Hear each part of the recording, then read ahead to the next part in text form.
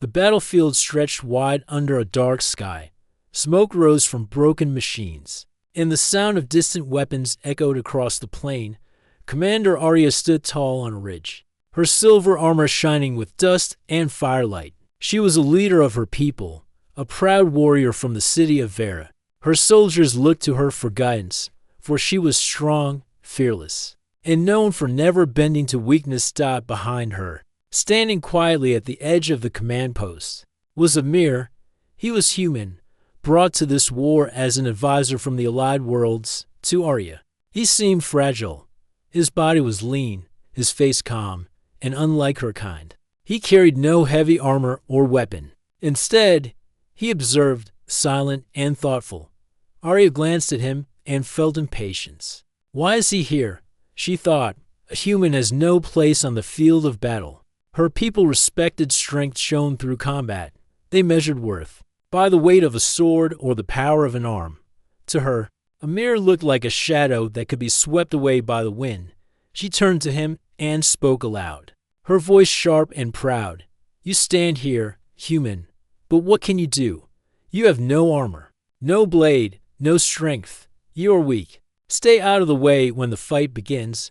Amir did not answer with anger. He only bowed his head slightly, his calm eyes never leaving the battlefield. Strength is not only in the arm, he said softly. It is also in the mind.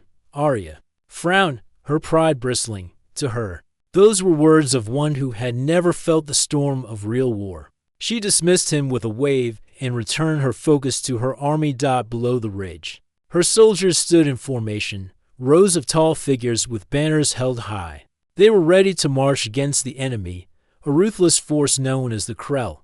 The Krell were fierce, their machines powerful, and they had already broken through 3 outer defenses. This battle was meant to hold them back long enough for reinforcements to arrive. Arya raised her blade to the sky. The signal was given, and her army began to move. Their voices rose in chants of courage. For a moment, pride filled her heart. She believed her strength and the power of her soldiers would be enough to stop the enemy. Amir remained on the ridge, watching. His eyes traced the hills and valleys, the paths where danger could appear. He said nothing, but in his silence, his thoughts were sharp. He noticed movements in the distance, strange shifts of shadow. The Krell were not attacking head-on. They were circling, setting a trap. The first strike came suddenly. Explosions tore the ground as enemy fire rained down. The soldiers of Vera raised shields, but the attack was too fierce. Rows of warriors fell. The line broke apart, and shouts of fear replaced the chants of courage. Arya rushed forward to rally her soldiers. She lifted her blade and shouted orders. But the storm of fire drowned her voice. A blast struck near her, throwing her to the ground. Pain surged through her leg. She tried to rise, but her strength faltered. From the ridge, Amir saw the army begin to scatter. The proud formation was lost. The wounded cried out. The strong pushed forward in confusion, and the Krell pressed harder.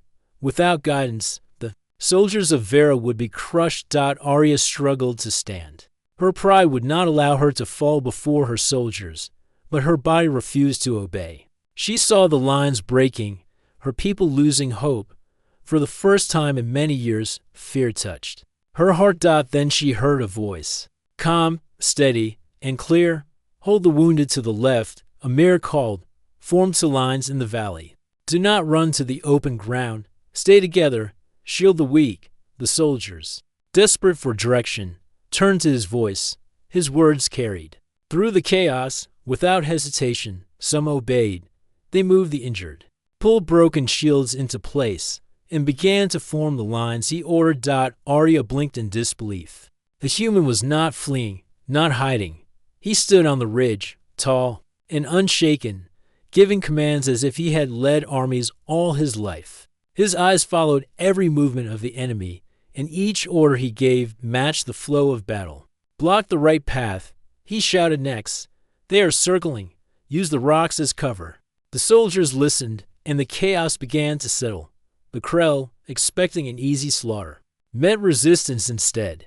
The lines of Vera formed, weaker than before, but no longer broken. Arya's heart pounded as she watched. The human she had called weak was the only reason her army still stood. His calm voice reached farther than her own strength, and his mind saw patterns she had not noticed. As the first clash slowed and the night grew darker, Amir moved among the wounded, giving comfort, helping them into safer positions. He did not act with pride or demand respect. He acted because it was needed. Arya, leaning on a soldier's arm, looked at him with new eyes. She remembered the words she had spoken, her voice calling him weak. Now, she saw that his strength was not in the weight of his arm, but in the clarity of his mind and the steadiness of his heart.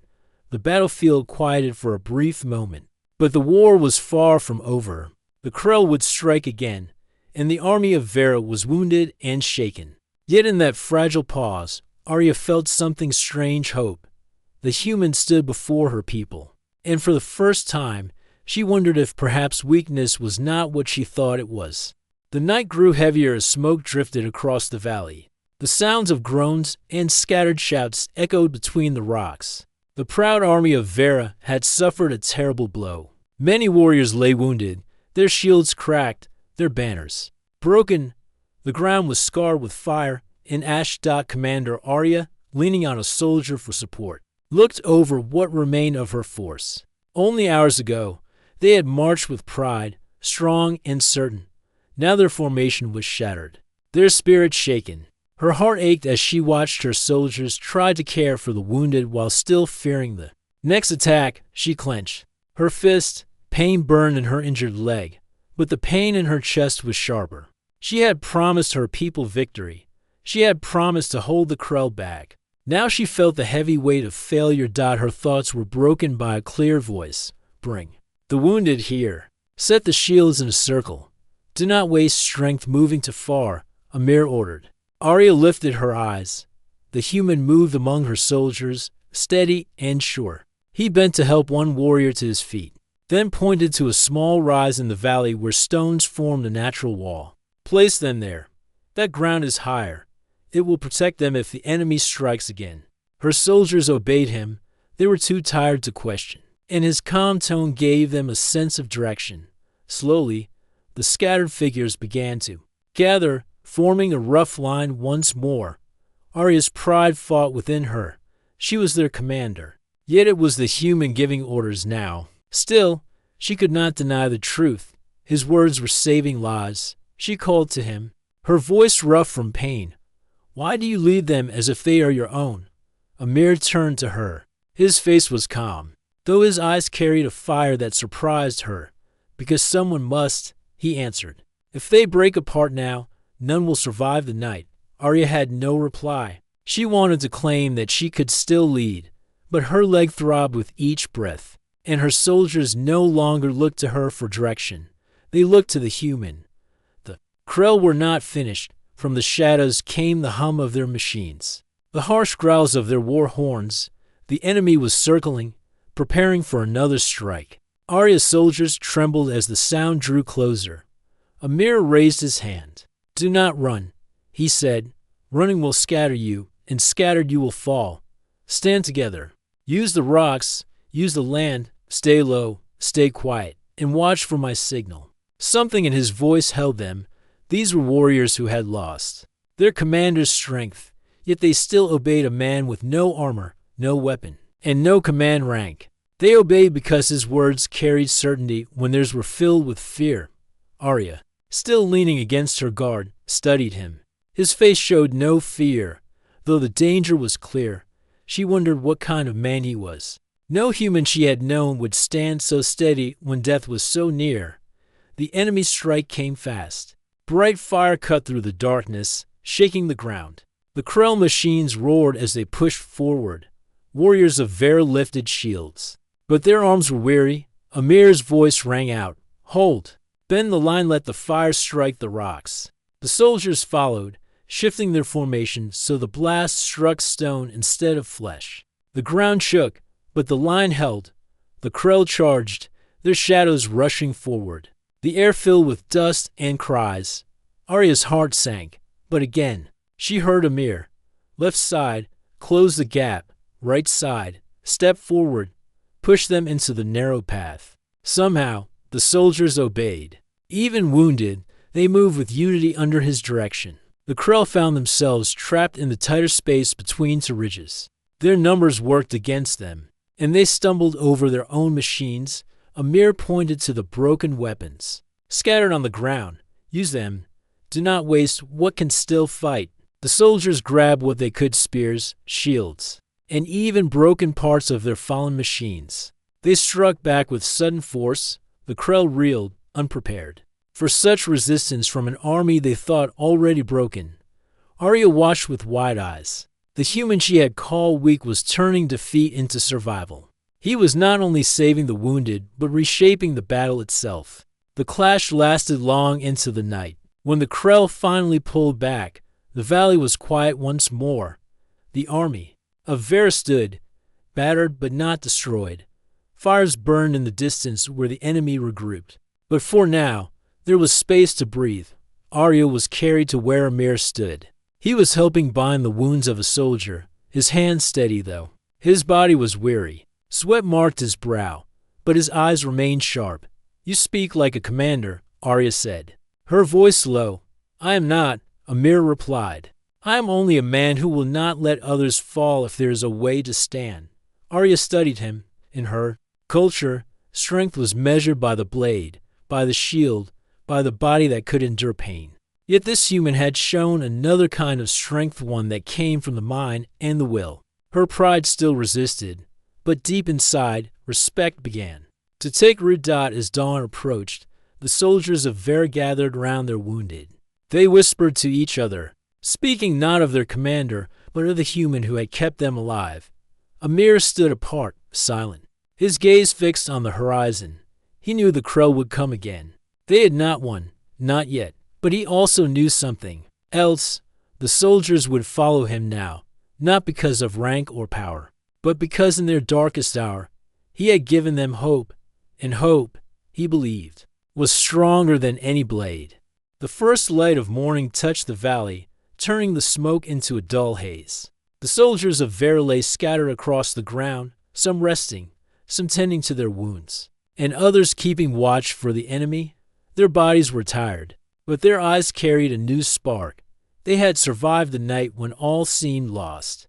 Amir stood at the edge of the ridge, his arms crossed, watching the land below. His face was calm, but inside his mind moved like a storm. He knew the Krell would not stop. They had tested the defenses and now knew the weakness of the army. The next attack would be harder, stronger, and merciless. Commander Arya, her leg, bound with cloth, was carried to him. Though her pride still burned, she forced herself to speak. "You gave them direction when I could not," she said, her voice heavy with both respect and struggle. "But one night of survival will not win this war. The Krell will come again. How will you stop them?" Amir did not look at her at first. His eyes remained on the land, tracing every curve of the valley, every shadow of the cliffs, every broken machine scattered across the battlefield. At last, he spoke. "We cannot win by strength alone," he said. "Your soldiers are brave, but they are wounded and weary. To face the Krell head-on would be to throw away what remains of their lives. We must think differently. We must use the land. We must make their strength a trap." Arya frowned. "The Krell are too many. Their machines are heavy. Their weapons strong. How can broken soldiers and a human's mind change that?" Amir finally turned to her. His eyes were steady, without doubt, because they expect us to run or to fall. They do not expect us to fight with patience. If we guide the army through the ridges, we can force the Krell into narrow ground. Their numbers will work against them. Their power will be wasted in places where their machines cannot move. Arya studied him. She wanted to argue, but she could not deny the logic. Slowly, she nodded. "If this is to be our chance, then the soldiers must hear it from you. They already follow your voice." Amir shook his head.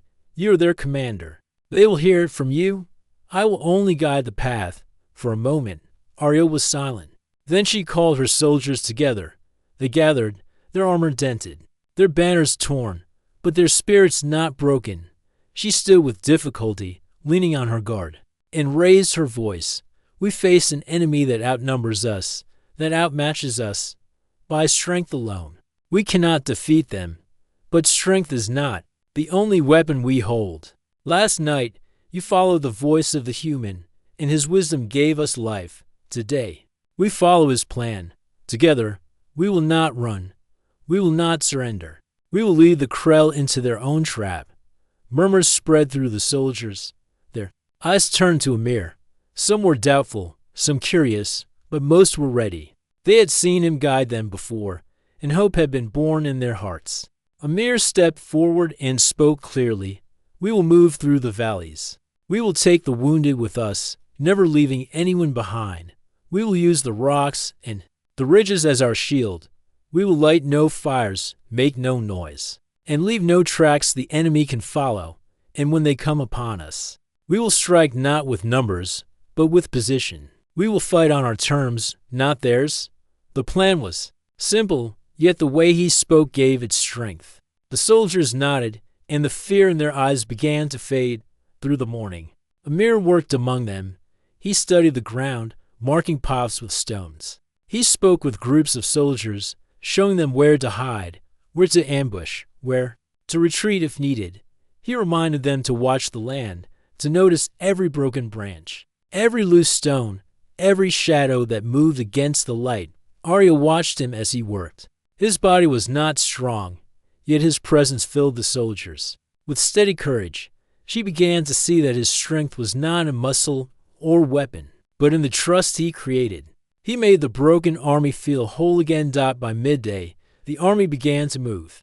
They carried their wounded on makeshift stretchers built from broken spears and cloth. The strongest soldiers took turns guarding the front and rear, while Amir guided them along the hidden paths of the valley. He noticed things others would have missed, a trail of dust that showed where the Krell had marched, the faint marks of their machines on the earth, the echo of their horns far in the distance. Every step was heavy, but every step also carried purpose. The army was no longer drifting in fear.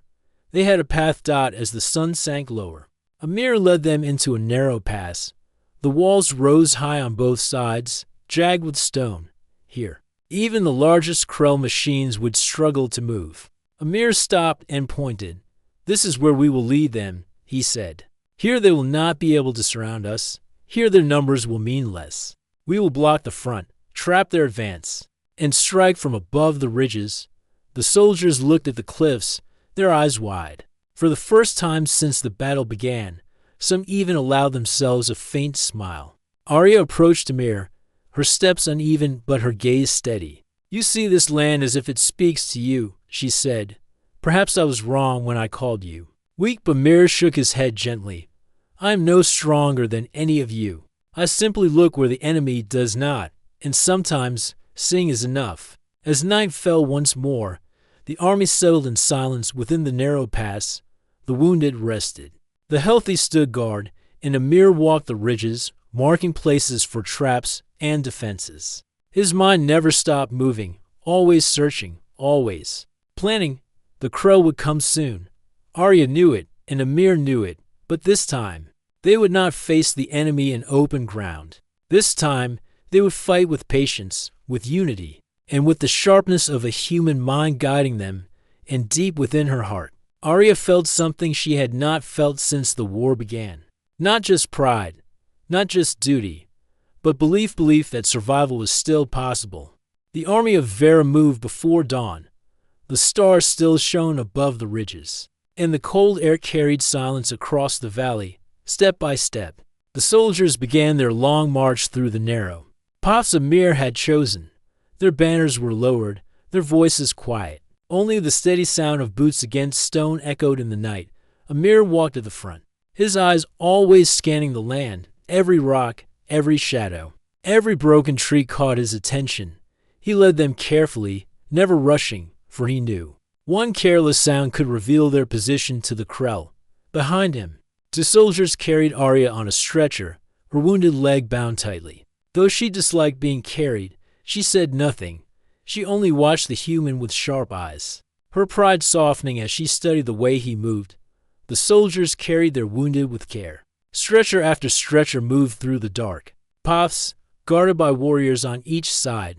Though their bodies were weak, Their spirits held firm because they trusted the man who guided them. At times, doubt still rose. Some whispered among themselves, "Why do we follow him?"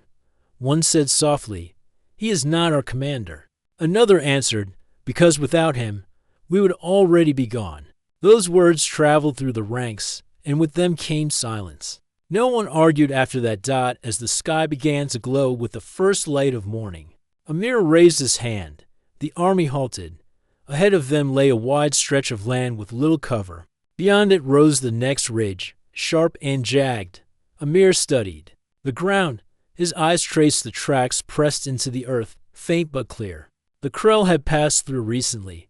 Their machines had left heavy marks. He knelt, touched the soil, and felt the dryness of the trail. "They are close," he said. "We must move quickly, but not as one mass. We move in groups, small groups. We'll draw less attention." Arya frowned from her stretcher. "If we split, we risk being cut apart." Amir shook his head. "If we stay as one, they will see us from afar. Small groups can move faster and use the land to hide. Once across, we will join again in the shadow of the ridge." The soldiers listened. They trusted his voice. Groups of 10 began to cross the open land. They moved low, using broken rocks for cover. Amir guided them, pointing to safe paths, waiting for the enemy's gaze to turn away before signaling the next group. Slowly, the entire army crossed without a single Krell machine noticing. When the last soldier stepped into the shadow of the ridge, Arya let out a breath she did not realize she had held. She looked at Amir with a mixture of disbelief and respect. His plan had worked again. The march continued. They climbed ridges, crossed streams, and passed through forests where the branches blocked the sky. Each step was heavy, yet Amir's presence gave rhythm to their movements. He reminded them to drink water, to share food, to rest in silence when the wounded grew too tired. Hours turned to days. The Krell searched for them, but Amir always found signs before danger struck. Once, he spotted birds fleeing from the far ridge and knew the enemy patrol was near. He led the army into a cave until the danger passed. Another time, he noticed the dust rising on the horizon and guided them through a riverbed where the flowing water raced their tracks. The soldiers began to whisper stories about him. They said the human could see what others could not. They said his eyes were sharper than any scout's. Some even began to call him Pathfinder. At first, Amir said nothing to these whispers, but when one soldier thanked him for saving their lives, he only answered with simple words, "I only look where danger hides. Anyone can do the same if they learn to see." Arya listened to those words. She remembered how she had once called him weak. Now, as she watched him lead her broken army through danger after danger, she felt shame for her old judgment. Still, her pride kept her from speaking it aloud. One night, as the army rested in a hidden canyon, Amir walked the edge of the cliffs. He looked down at the campfires of the Krell far below. Their enemy had not given up. Patrols still roamed the land, hunting, waiting for the chance to strike again. Arya joined him, leaning on a staff for support. The moonlight shone on her armor, dull from dust and scratches. She studied the fires below, then turned her gaze to Amir. "They will find us sooner or later," she said. "We cannot march forever. What happens when they block our path?" Amir's eyes remained on the horizon.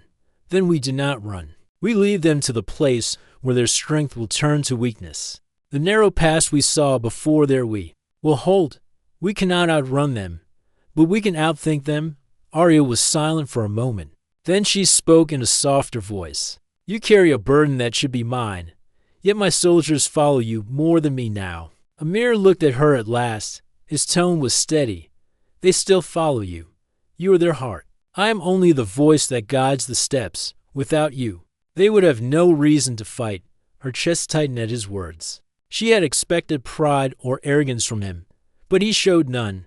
He carried no desire for glory, only the will to keep others alive. The march continued for 3 more days. The soldiers grew weaker, their wounds heavy, yet Amir's plan kept them alive. They avoided ambushes, crossed dangerous lands, and held their unity when fear threatened to break them. At last, they reached the narrow pass Amir had chosen. The cliffs rose high on both sides. Jagged like blades, the path was only wide enough for a few to walk side by side. Amir stood at the entrance and turned to the weary soldiers. "Here is where we stop. Here is where we stand. The Krill will come, but in this place.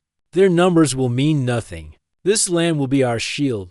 The soldiers, tired yet hopeful, raised their heads. For the first time since the war began, they felt they had a chance, not because of strength of body, but because of the human who had guided them through every danger. And as night fell, the army of Vera prepared for the test that awaited them in the narrow pass. The narrow pass lay silent under the rising sun. Jagged cliffs towered on each side, their shadows stretching across the stone floor. The wounded army of Vera gathered within, their shields repaired as best they could, their weapons dull but ready. Every soldier knew the Krell were near. Every breath carried the weight of waiting. Amir walked among them, calm but watchful. His eyes studied the cliffs, the fallen rocks, the sharp bends in the path. He marked places with his hand, speaking to small groups of soldiers. "When they come, push these stones down. They will block the way. There, set your spears. Narrow ground makes them stronger. Up there, hold your bows. You will strike from above." The soldiers listened carefully. They trusted his voice now more than ever. Many whispered his new name, Pathfinder, as if it gave them strength. Commander Arya sat against the rock wall, her legs still bound. She watched Amir move with steady steps, guiding, teaching, preparing. She remembered the first moment she had called him weak. Now, as she saw her soldiers listen to him with respect in their eyes, she felt her own pride soften further. By midday, the sound of the Krell echoed through the pass. Heavy machines rumbled like thunder. War horns blared across the cliffs.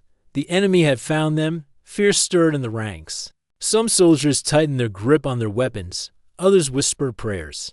The wounded shifted uneasily, knowing they could not flee. Amir raised his hand. His voice cut through the fear. "Do not waste your strength on fear. Fear does not stop the enemy, only your courage does. Stay low, stay quiet, and wait for my signal." The soldiers fell silent, their eyes fixed on him, and slowly the fear eased. The first wave of Krell charged into the pass. Their tall figures filled the narrow space, weapons raised, machines grinding. Forward! Their war cries shook the cliffs. Amir's voice rang out. Now, soldiers hidden on the cliffs pushed heavy rocks loose. Stones tumbled down with thunderous force, crushing the front line of the Krell. Dust filled the air, and shouts of confusion rose among the enemy. "Spears, forward," Amir ordered. The front line of Vera soldiers stepped into place, their spears braced against the stone floor. The Krell, trapped in the narrow ground, could not spread their numbers. Their charge broke against the wall of spears, and many fell. From above, archers released arrows into the crowd. The enemies stumbled. Their strength turned useless in the tight pass. Arya, the wounded, shouted from her place, her voice strong once more. "Hold the line. Do not let them break through."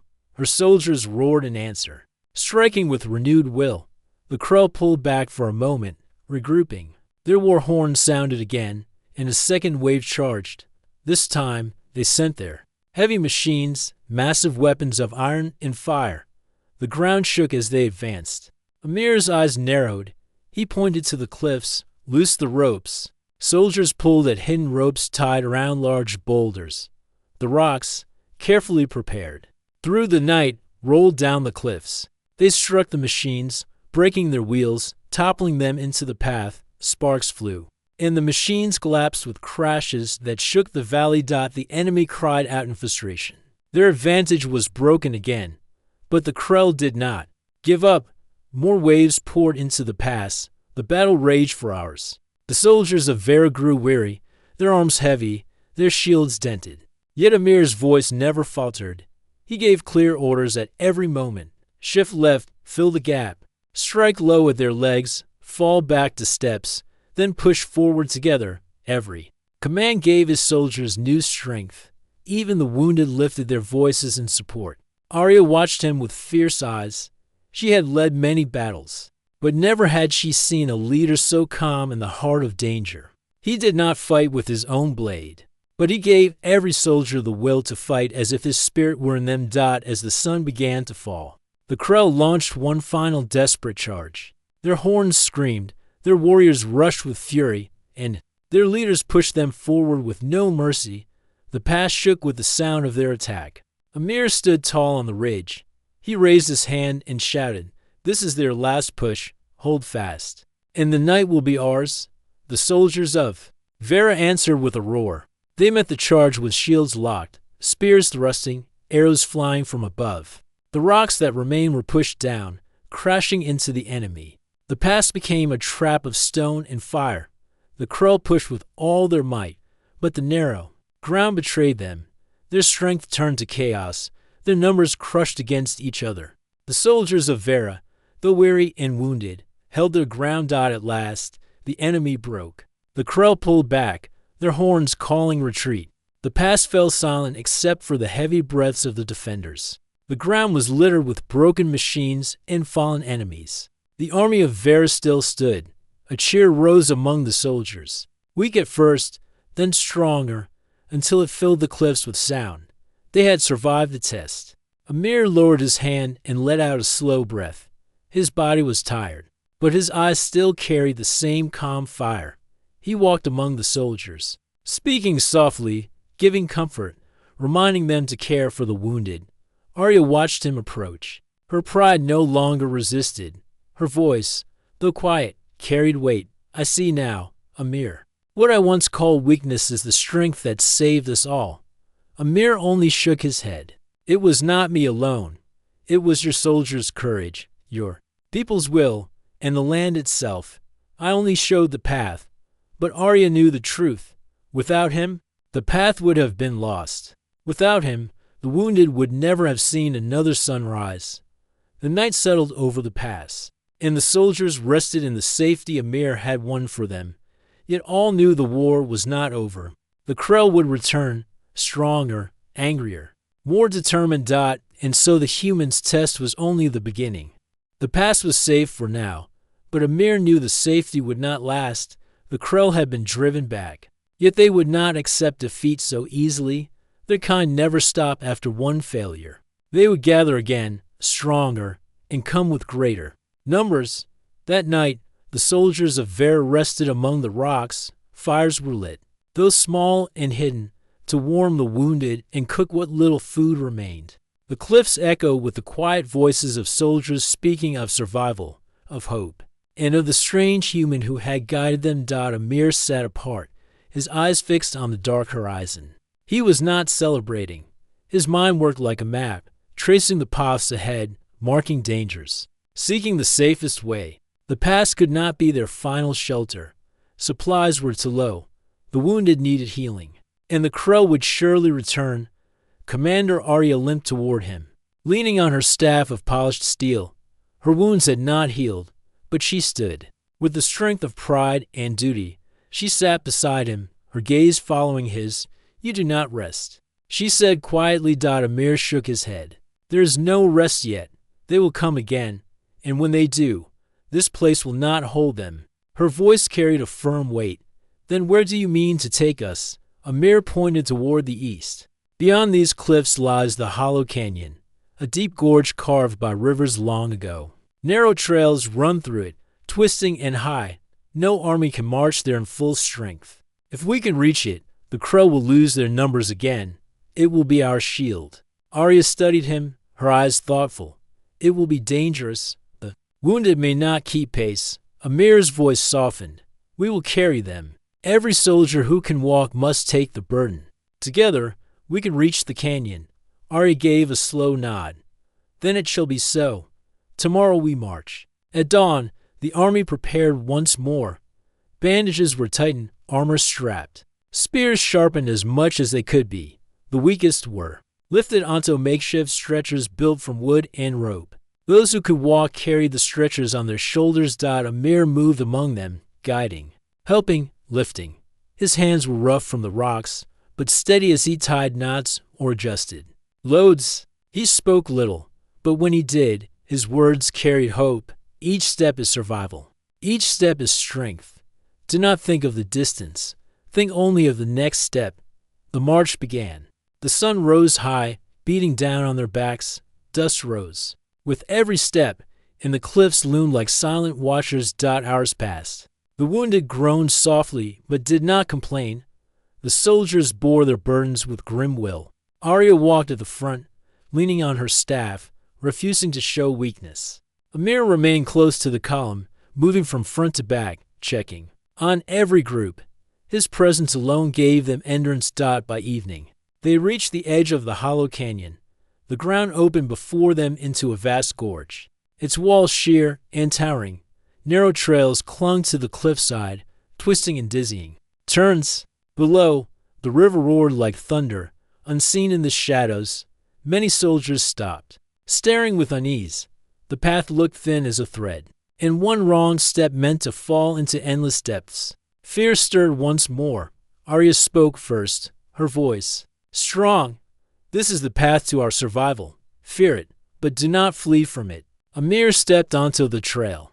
The stone beneath his boots held firm. He turned back to the army. Follow me. Step where I step. Hold the rope lines close. If one stumbles, the others must hold steady. Together, we cross. Slowly, the army began to move. Step by step, they edged along the canyon walls. The stretchers were carried with careful balance. The wind rose, sharp and cold, pushing at them as if testing their courage. But they did not falter. By midnight, the army had made progress deep into the canyon. They lit no fires, only small lamps shielded from the wind. Shadows danced across the stone walls, and the roar of the river never ceased. It was then the horns of the Krell sounded again. Far above, at the canyon's edge, shapes appeared, dark, massive, unyielding. The Krell had followed. Fear spread through the soldiers, but Amir's voice broke it. Do not fear their numbers. Here, the canyon fights for us. They cannot march their whole force into these narrow trails. They will come in small groups. In small groups we can defeat. He ordered archers to line the higher ledges. Their arrows aimed at the paths above. Spears were braced along the narrow trail. Stones were prepared to be pushed into the abyss, ready to crush any enemy that dared descend. The first Krell attempted to climb down the cliffs. Arrows met them, striking. True, they fell into the dark river below. More came, ropes tied to the rocks. But heavy stones released by Amir's command sent them crashing down. The canyon itself had become their fortress. Arya fought alongside her soldiers, her staff striking when the Krell drew near. Even with her injury, her spirit blazed. She shouted orders, her voice echoing in the gorge. Amir never stopped moving. He gave commands where the line faltered, steadied hands that trembled, and lifted spirits that wavered. Every soldier who looked at him found their fear replaced by courage. Through the night, wave after wave of Krell tried to break through. The canyon trails grew littered with broken ropes and fallen enemies. The soldiers of Vera, though exhausted, did not yield. When dawn returned, light spread across the canyon walls, painting them gold. The Krell horns grew distant. Their attempts had failed. They had lost too many in the depths. At last, they pulled back. The soldiers collapsed where they stood, weary but alive. For the first time in many days, their hearts felt the taste of true hope. Arya approached Amir, leaning heavily on her staff, but her eyes were bright. Again, you have led us where none believed survival was possible. You have given us more than safety. You have given us belief. Amir's gaze remained on the horizon, where the enemy had vanished. His voice was quiet. This is not the end. They will return, stronger than before. But now, even in the narrowest path, even when hope is thin, we can endure. That is the strength no enemy can take from us. Arya looked at him, her pride humbled and her heart steady. In that moment, she saw clearly what she had once denied. The human was no weakness. He was the path itself, the will that turned fear into survival. The army rested in the hollow canyon, safe for a time. But both Amir and Arya knew the war was not yet won. The final storm was still to come, and Amir would be ready. The hollow canyon gave the soldiers of Vera a brief peace, but Amir knew it would not last. The Krell had failed to break them in the night, Yet they would not abandon their hunt. Their kind were relentless.